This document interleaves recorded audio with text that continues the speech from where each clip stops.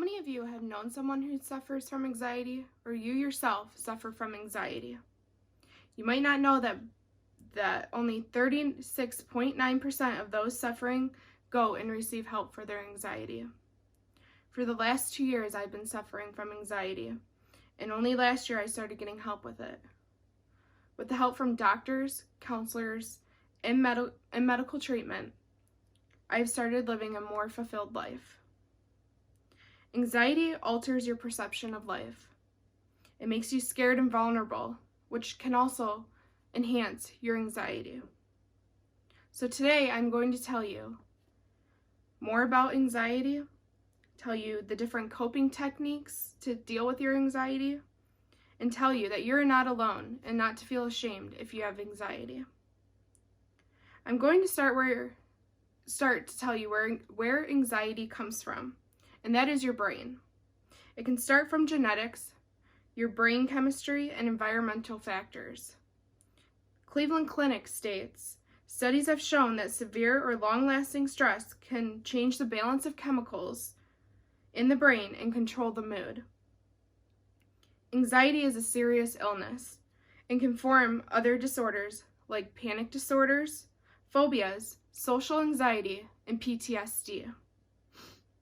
The way people show these disorders is through symptoms like fear, panic, sweaty palms, nausea, problems sleeping, shaking, and pulse tensions. Dr. Daniel Pine, who is an NIH neuroscientist and psychiatrist, says anxiety disorders are one of the most treatable health problems we see. Still, for reasons we don't fully understand, most people who have these problems don't get the treatments and the help they really need. It can get so bad that it will start affecting your personal life. Your relationships with your friends and family start to diminish because you're so anxious on being judged or rejected, so then you start withdrawing from social events. Your work or even your schoolwork start to diminish. If anxiety goes untreated, people can even form depression and suicidal thoughts. Now, there are 3 coping techniques to help you with anxiety. The first one is therapy. You can go see a psychiatrist, which helps identity, process, and cope with triggers of anxiety. You can also go see a cognitive behavioral therapist, and that is short-term treatment that will help you learn certain skills to cope and target your triggers. The next thing is medication. If you go see your doctor, they will probably prescribe you an antidepressant or an anti-anxiety medication. The medication helps change chemicals in the brain that affect your mood and emotions so you can think normally again. The third is lifestyle changes. If you do not want to go on medication, that is fine. You can exercise every day, eat healthy, avoid caffeine and alcohol, meditate, practice mindfulness, and even journal. You do not have to do just one of those techniques. You can do a combination that will help you. If you have anxiety, the best way to deal with it is to not give up on yourself. Go see a doctor. They will help you figure out the best way to treat your anxiety.